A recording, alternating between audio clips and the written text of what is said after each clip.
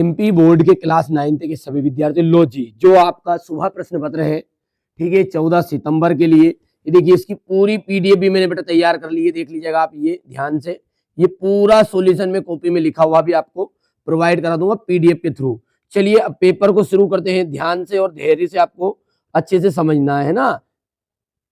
पूरे के पूरे क्वेश्चन आएंगे, जो क्वेश्चन आ रहे हैं वो पूरे क्वेश्चन में आपको प्रोवाइड करवा दूंगा। चलिए थोड़ा सा बड़ा कर लेते हैं इसे, ये यहाँ पर, ताकि आपको सारी चीजें क्लियर नजर आ जाएगी।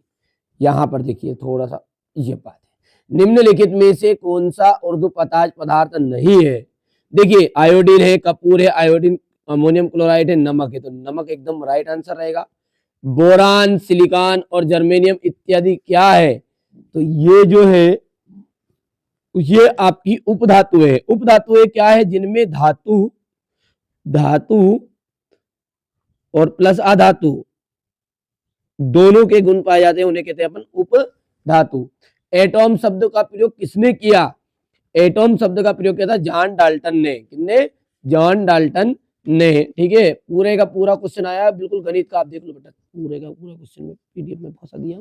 अभी मैं आपको पूरी चीजें बता रहा हूँ, वही चीजें आएगी प्रॉपर, उस पर मत जाओ, है ना। कई बच्चे क्या कर रहे हैं, यहाँ की जगह देख रहे हैं बारकोड है, इधर भी बारकोड है बस, और उसके अलावा कुछ नहीं पता चल रहा, पेपर में आई नहीं कुछ भी। पूरा 100% मैथ्स का मिला लो, मैंने जो पीडीएफ दी थी पूरा आया बेटा, मिला लो। अभी तो मैंने वीडियो डिलीट नहीं किया है।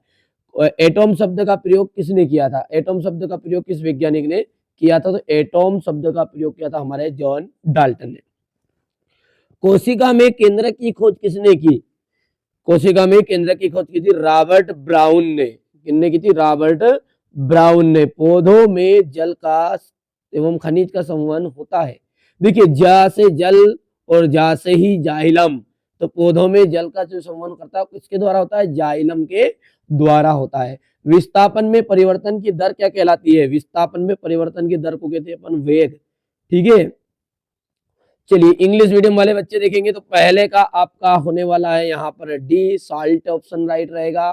ठीक है, बोरॉन यहाँ पर आ जाएगा ये, ठीक है। और तीसरे का जो आंसर रहने वाला है वो है आपका जॉन डाल्टन। चौथे के अंतर्गत आपका हो गया रॉबर्ट ब्राउन, और पांचवे का आपका है बाइजाइलम, और छठे के अंतर्गत आपका है डिस्टेंस। ठीक है, प्रॉपर 100% गारंटी चीज बता रहा हूँ। मैथ्स का मिला लो, आप तो मैथ्स का मिला लो, पूरा आया है।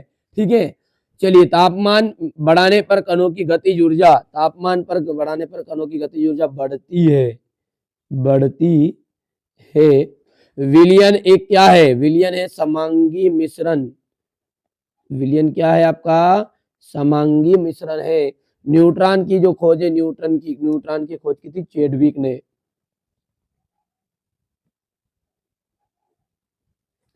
ठीक है, अगला देखते हैं। अगला है देखिए पादप कोशिका की जो भित्ति है, पादप कोशिका की भित्ति सेल्यूलोज की बनी होती, किसकी बनी होती बाबू, सेल्यूलोज की बनी होती है। स्थायी ऊतक की कोशिकाएं, स्थायी ऊतक की कोशिकाएं विभाजित नहीं होती, ये अपन यहाँ पर बताएंगे, विभाजित नहीं होती। ठीक है, न्यूटन का प्रथम नियम जड़त्व, प्रथम नियम जो है वो किस पर आधारित है, जड़त्व पर आधारित है। ये यहाँ से इंग्लिश मीडियम वाले बच्चे देखेंगे, मैंने बार बार कह रहा हूँ बेटा, आप है ना इधर बारकोड में मत जाओ, मैं जो प्रश्न बना रहा हूँ 100% आ रहे हैं, ये तो पता चला इधर बारकोड देख रहे, इधर बारकोड देख रहे, ये तो है ही नहीं। ठीक है, ये मेरी गारंटी प्रश्न उत्तर आने की, उससे कोई लेना देना नहीं आपको बेटा, सामने नहीं बताऊंगा पूरी ओरिजिनल चीजें। ठीक है, हाँ बस इशारे करके बता देंगे, थोड़ा हमें भी तो बचना पड़ेगा। चलिए आगे बढ़ते हैं, है ना, जिन बच्चों को भरोसा है कर लो, नहीं कोई बात ही नहीं है, नहीं तो भटकते रहो बेटा। आखिरी पेपर है, आखिरी पेपर में भी देख लो। ठीक है, तापमान का मात्रक है, तापमान का मात्रक है केल्विन। जेल का हो जाएगा जेली पनीर मक्खन। कार्बन जो है उसका, कार्बन की हम बात करें तो कार्बन का जो संकेत है वो सी है। केंद्रक में कोशिका नियंत्रण कक्ष को केंद्रक कहते हैं। और आंख की पलक ही जो है आपकी ऐच्छिक और अनैच्छिक पेशी, और दूध में शुद्धता की जांच जाएगी लैक्टोमीटर। हो गया। चलिए यहाँ पर आप देख सकते हैं ये क्वेश्चन नंबर आपका 3 है। तो यहाँ से देखिएगा, पहला जो है पहले के अंतर्गत आएगा केल्विन, दूसरा जो जेल है उसका देखिए ये तो आपका यहाँ पर देख सकते हैं जेली चीज बटर, और तीसरे के अंतर्गत क्या कार्बन, चौथे का आपका है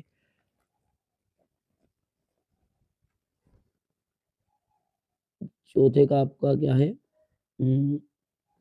ये है चौथा है ना, पांचवा ये पेशी, और ये छठा जो है ये आपका रहेगा। चलिए हमारे आसपास द्रव्य कितनी अवस्थाओं में विद्यमान होता है। हमारे आसपास जो द्रव्य है ना, वो हमारे आसपास द्रव्य जो है 3 अवस्थाओं में है, ठोस, द्रव और गैस। एक ही प्रकार के कणों से बनने वाले पदार्थ को क्या कहते हैं? एक ही प्रकार के कणों से बनने वाला पदार्थ आपका शुद्ध पदार्थ कहलाता है। क्या कहलाता है? शुद्ध। कैल्शियम हाइड्रोक्साइड का जो रासायनिक सूत्र है, कैल्शियम हाइड्रोक्साइड का रासायनिक सूत्र है CaOH ट्वाइस। किसी इलेक्ट्रॉन पर कितना आवेश होता है? 1.6 इंटू 10 की घात -19 कूलम। वेग में प्रति सेकंड होने वाली कमी को क्या कहते हैं? मंदन। प्रति सेकंड होने वाली कमी को अपन कहते हैं मंदन। 2 या 2 से अधिक फसलों को निश्चित कतार पैटर्न में उगाने को क्या कहा जाता है? अंतरा फसलीकरण। अंतरा फसलीकरण। हो गया। यहाँ से इंग्लिश मीडियम वाले बच्चे बढ़िया से स्क्रीनशॉट लेंगे, फटाफट कर लो। आप तो है ना सारी चीजें आपकी प्रॉपर जो चीजें आ रही वो बता रहा हूँ, ऐसा नहीं है बेटा। बहुत सारे बच्चे क्या देखते हैं, यहाँ पे बारकोड देखते हैं, यहाँ पे बारकोड देखते हैं, पता चल रहा है कि वो फर्जी पेपर ही है।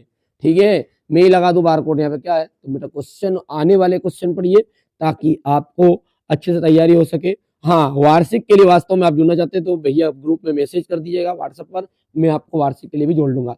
कोलाइड एक समांगी मिश्रण है। किसी वस्तु का द्रव्यमान उसके जड़त्व की माप है। तो ये सत्य रहने वाला है। अल्फा कणों का द्रव्यमान 24 होता है। असत्य क्या है? बल एक अदिश राशि है, ये असत्य रहेगा। निलंबन कण फिल्टर पेपर से नहीं निकलते। निलंबन जो कण है फिल्टर पेपर से नहीं निकलते, सत्य बात है। और द्रवों का निश्चित आयतन और निश्चित आकार होता है, तो ये आपका असत्य रहने वाला है। यदि हम बात करें तो सत्य सत्य की, तो ये इंग्लिश मीडियम वालों के लिए ये फॉल्स है, ट्रू फॉल्स ट्रू, ये फॉल्स है। मेरे बाबू सोना है ना, मैं तो नाचूंगी मेरा मामू झेल चबीला। चलिए ऊर्ध्वपातन पदार्थ को परिभाषित कीजिएगा, ऊर्ध्वपातन को। ठीक है, अब इसका क्वेश्चन तो ये हो गया, अब आंसर को देखते हैं मेरे बाबू। ठीक है, तो यहाँ पर मैं इसका PDF निकाल लेता हूँ।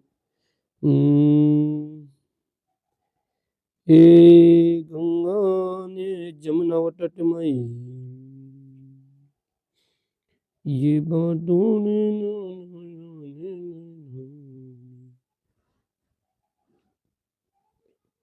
चलिए यहाँ से आप देख सकते हैं ऊर्ध्वपातन को परिभाषित करना है आपको। तो ये देखिए ऊर्ध्वपातन को परिभाषित करने के लिए यहाँ पर आप देख सकते हैं, किसी ठोस पदार्थ को गर्म करने पर बिना द्रव अवस्था में सीधे गैस अवस्था में बदलने की घटना को ही क्या कहते हैं? अपन ऊर्ध्वपातन कहते हैं। या देखिए ठोस से सीधा गैस बनाते हैं, जैसे कपूर। ये द्रव में नहीं आता है ना। इसके आगे का क्वेश्चन क्या है? गलनांक और क्वथनांक में अंतर है, तो गलनांक और क्वथनांक में भी अंतर देख लीजिएगा। यहाँ से आप ये बढ़िया से कंप्लीट कर लो ना आप, है ना। ये चीज हो गई है। ठीक है, इसके आगे वाला क्वेश्चन कोलाइड के 2 गुणधर्म है, स्क्रीनशॉट ले लो। और निम्न यौगिक में अंतर, ठीक है, निम्न मिश्रण और यौगिक में अंतर है। ठीक है, तो ये देख लीजिएगा आपके सामने ही है ये। ये देख सकते हैं समांगी और विषमांगी। हाँ, समांगी और विषमांगी मिश्रण को उदाहरण सहित समझाना है। तो यहाँ पर आप देख सकते हैं समांगी और विषमांगी मिश्रण में अंतर। हाँ, उदाहरण सहित। तो समांगी क्या है? इस प्रकार के मिश्रण का संगठन सदैव एक समान रहता है, लोहा चांदी शुद्ध लोहा सोना। विषमांगी है, इस प्रकार के मिश्रण का संगठन सदैव एक समान रहता है। ठीक है, दूध रक्त सीमेंट। ठीक है बेटा, प्रॉपर तरीके से यदि एनुअल एग्जाम बेटा फरवरी में ही है पेपर, कोई ज़्यादा दूर नहीं है। ग्रुप में जुड़ना है तो आपको व्हाट्सएप पर मैसेज करिए, क्लास और आपका नाम जरूर भेजिएगा मेरा बाबू, है ना। ठीक है, मैं वास्तविक आपको वार्षिक परीक्षा में पूरी हेल्प करूंगा। अर्धवार्षिक जो होता है बेटा अलग अलग जिलों में अलग पेपर आता है, और वार्षिक जो होता है प्रॉपर एक तरह का पेपर आता है। ठीक है, तो ये देख सकते हैं आप। इसके आगे हो गया रासायनिक परिवर्तन के उदाहरण, ये हो गया। अब देखिए यहां से हम बात करें तो ये हो गया इतना भी बाबू। चलिए आगे बढ़ते हैं, क्वेश्चन नंबर हम 11 को देखते हैं, यहाँ पर 9 को, सॉरी यहाँ पर ये क्वेश्चन नंबर आपका 9। ठीक है, रदरफोर्ड की परमाणु मॉडल की सीमाएं बतानी है और कैथोड किरणों के प्रमुख 2 गुण आपको बताने हैं, जो कि किस तरह के रहने वाले हैं। ये परमाणु मॉडल हो गया है इसका, रदरफोर्ड का देख लेना आप ध्यान से, और ये कैथोड किरणों के 2 प्रमुख गुण हो गया। ठीक है, चलिए इसके आगे का भी मैं बता देता हूँ। ये हाइड्रोजन के 3 समस्थानिक हो गए। 3 कक्षाओं में बोर के परमाणु मॉडल का चित्र आपका देख लीजिएगा, ये यही प्रश्न है। ठीक है, देख लो ये नीचे वाला देखो। ठीक है, पूरा प्रॉपर। रंध्र क्या है, इंग्लिश मीडियम वाले बच्चे भी देख लेंगे साथ में ना। ये रंध्र के क्या कार्य है, किन्हीं 2 प्रकार के पेशी रेशों का नामांकित चित्र है। तो रंध्र के कार्य आप देख लो अब, है ना, यहाँ से रंध्र के कार्य, ये हो गया आपका रंध्र के कार्य हो गया। चलिए इसके बाद में ये पेशी ऊतक का आपको करना है, ये यहाँ से, है ना, पेशी ऊतक का हो गया है।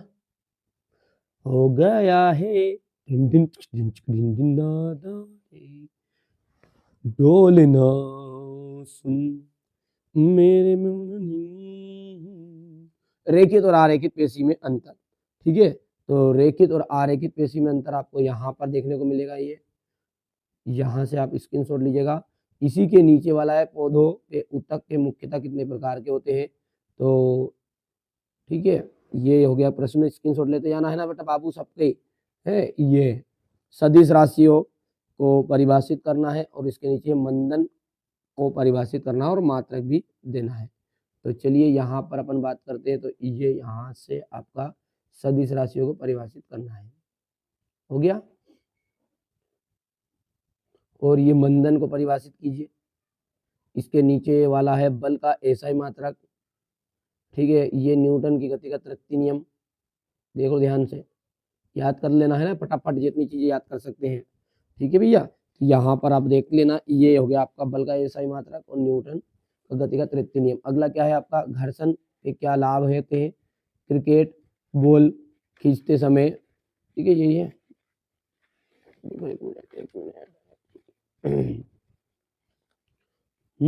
घर्षण के क्या लाभ हो गए, इसका उत्तर देख लेता हूँ, अपन बता देते हैं। मेरे बाबू ने खाना खाया नहीं खाया, खाना ना खा लेना आराम से, फिर याद करना है। चलिए, हमारे नन्हे मुन्ने बच्चे होते हैं 9th क्लास के, ठीक है, बड़े ही समझदार है। और मैं देख रहा हूँ व्हाट्सएप पर उन सबसे ज़्यादा 9th क्लास वाले बच्चे ही, ठीक है, मैसेज कर रहे हैं घर्षण से क्या लाभ होते हैं। अभी आप मौका है, जुड़ जाइए, ग्रुप में जोड़ दूंगा वार्षिक परीक्षा के लिए। क्रिकेट बॉल को कैच करते समय अपने हाथ को पीछे क्यों खींचता है। ठीक है, गुरुत्वीय त्वरण से आप क्या समझते हैं, यहाँ पर देख लीजिए, ये गुरुत्वीय त्वरण वाला प्रश्न नीचे है। और जी में ये हो गया, ठीक है इतना। और यहाँ पर इसका सॉल्यूशन देख लीजिए, प्रणोद किसे कहते हैं, हो गया। चलिए, गुरुत्वीय त्वरण जी और गुरुत्वीय नियतांक जी में अंतर बताना है। ठीक है, ये हो गया है। और इसके बाद में चलिए मैं पीडीएफ भी बता देता हूँ, डायरेक्टली सॉल्यूशन वाले प्रश्न बार बार क्या देख रहे हो। आर्किमिडीज का सिद्धांत और अनुप्रयोग। ठीक है, ये इसके अनुप्रयोग है, थोड़ा सा छोटा कर देता हूँ ताकि एक ही काम में आपका काम हो जाएगा। पादप कोशिका और जंतु कोशिका में अंतर, बट इसका चित्र भी करके जाना है, पादप कोशिका और जंतु कोशिका का चित्र, ये हो गया। माइट्रोकार्डिया,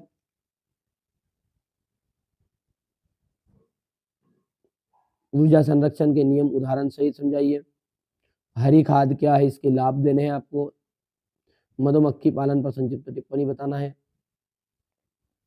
हो गया। फसल पैटर्न हो गया है। इसके बाद में आयनिक यौगिक और आणविक यौगिक को उदाहरण सहित बताना है, हो गया इतना। ये आपका बिना भुजा हुआ चूना का सूत्र बताना है। ठीक है, ये हो गया इतना। अब ये अंतर आपका चाल और वेग में अंतर, इसकी पीडीएफ भी मैं प्रोवाइड करवा दूंगा व्हाट्सएप पर, आप 9th क्लास लिख के सेंड कर देना है ना। चलिए अब क्वेश्चन नंबर जो 23 रहा अंतिम, ये क्वेश्चन नंबर 23 में आपको कुछ नहीं करना है, यहाँ से आप देखना है ये करके ले जाना है ना, ये जंतु कोशिका का नामांकित चित्र और इसके अथवा में ये आपको करना है पादप कोशिका का नामांकित चित्र।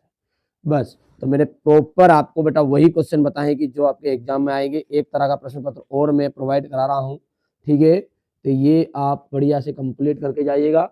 एक और प्रश्न पत्र बहुत ही जल्दी चैनल पर अपलोड कर दूंगा, देख लीजिएगा, है ना। बस प्रॉपर तैयारी करिए दोनों पेपर को, 907 और 908, बस इसके अलावा कुछ अलग से चीजें पढ़ने की जरूरत नहीं है। चैनल पर पहली बार है, सब्सक्राइब करिएगा। वार्षिक परीक्षा के लिए अभी तक नहीं जुड़े ग्रुप में जुड़ जाइए, ठीक है। अभी भी ये मौका मत खाओ धोखा, वार्षिक में एक ही तरह का प्रश्न पत्र आता है सारे एमपी में, अभी अलग अलग प्रश्न पत्र चल रहे हैं ना। चलिए तो मिलते हैं अगले वीडियो में।